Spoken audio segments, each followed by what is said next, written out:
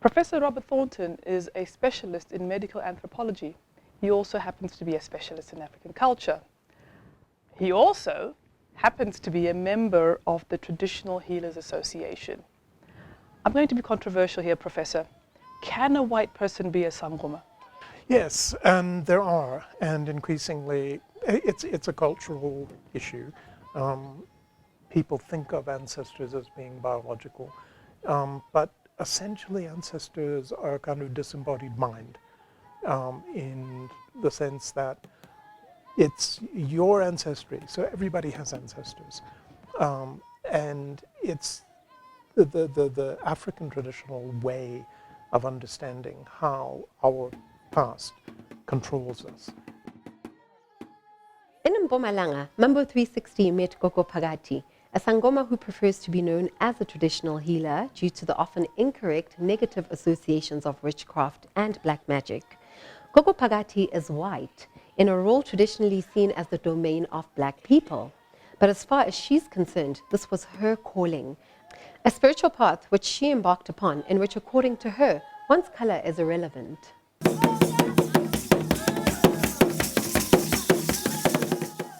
Both Gogo Phakathi and her daughter have faced criticism and been victimized for their beliefs and practices. The realm of traditional healing or medicine is a fairly large umbrella term. Witchcraft falls underneath that, but it seems like those are the things that often get the attention. What's your view on that? Well, witchcraft is the bad influences that we have on each other. We can understand it in that way, which makes it a kind of generally accessible, understandable kind of concept. People can do bad things to other people. I think anybody can understand that. The specific forms this takes, the specific rituals, the specific illnesses are cultural. And, that's something that we see in Southern Africa's special Southern African versions of witchcraft. Now, I've done a survey across our first-year students, and I found no correlation between race group, black, white, colored, Indian, and acceptance or skepticism about witchcraft. In other words, there was no prevalence of black people believing in it more than white people, or Indian, or colored. It was across the categories. So, I found that, this is an important change that few people recognize in South Africa today. We went to the township called Leidenberg in Mpumalanga, where Gogo Phakathi appears to be accepted and has considerable standing with the community. Gogo Makhosi trained under Gogo Phakathi and helped to explain some of the challenges of being a white traditional healer.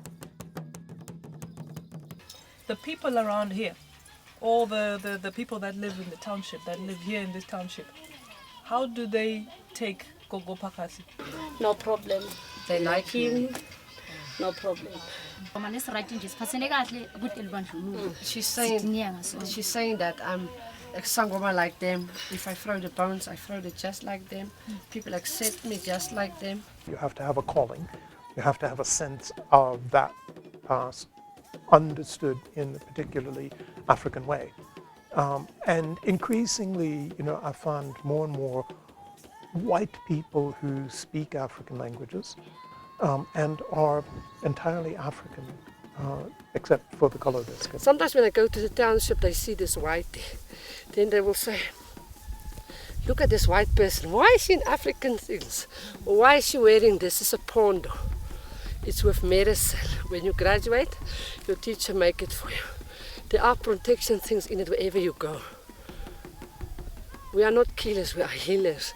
So when we put this on, people can see that you've graduated. When I go somewhere, they will say, this whitey, she's funny, she just wants to act like us. But once you go into ancestors, the cameras, the phones go like this. You don't know it, afterwards they'll come and show you. That is great. She helps you get in touch with your inner soul so that you heal the outside. Because healing comes from within, and she also calls upon whatever you believe in, be it archangels, ancestors, to help you heal.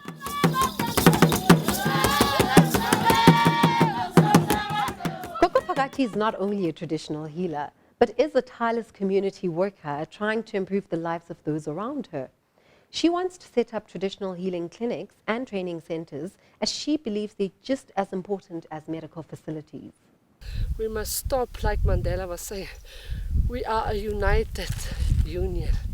We must stop to criticize others. When I cut my skin here, although it's white, I cut somebody else's skin from different culture. We've got the same blood. I had a couple of calls from Scotland Yard and from international media asking me, about this aspect or that aspect. So there was global interest, which means the idea itself is global. And Wicca, which is a version of European witchcraft or witch practice, has been imported into South Africa and imported. Has moved into South Africa, just as witchcraft practices have come out of Africa into the rest of the world, as well as Indian ideas, or Chinese ideas, Native American ideas. All of these are global ideas. It is who you are, it's in your heart. And you can't say, I can't heal this culture and that culture. We are not, ancestors doesn't see culture. If you are meant to be a healer and be proud of who you are. It's not easy for us, white people, to be a traditional healer because they put a stamp to your name.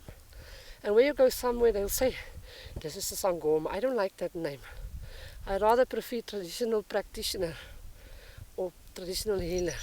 Because once they say Sangoma, they say, you are the bad one, you want to kill us. We are healing. Basically, or in a nutshell, what you're telling me is, perhaps our minds have to be a bit more open and we have to be a bit broad-based in our thinking about, what is traditional medicine in comparison to what is accepted on a more global front. Well, I say in a couple of papers that it's not traditional and it's not medicine. It's global, it's a philosophy, it's a therapeutic system, which goes beyond medicine. Although things like muti get the attention, a lot of what a Sangoma or a herbalist actually does is advise people on their sexual problems, on their marital problems, on their conflict with the boss. All of that is a very large practice, part of any practice, just as it is with a psychologist or a medical doctor. Are there people within this community that don't like Gogo Phakathi because of her skin color and what she does? Simjabulele kakhulu kabi uthe noma afika labaningi bafisa ukumbona. She said people are very happy, excited to see her coming to our community, and then she said there's no one who hates the white people, especially in our place. So people who say white people cannot be Sangomas, they are wrong? Yes or no? They are wrong. They are wrong. The idea of a white person being a Sangoma clearly is not that unusual. Judging from what the ladies over here are saying, it is something that is a calling, it is something that a person yearns to do. Isn't it about time that maybe the world at large thinks perhaps it's time to see things differently? I'm Nyerai Majuru, this is Mambo 360.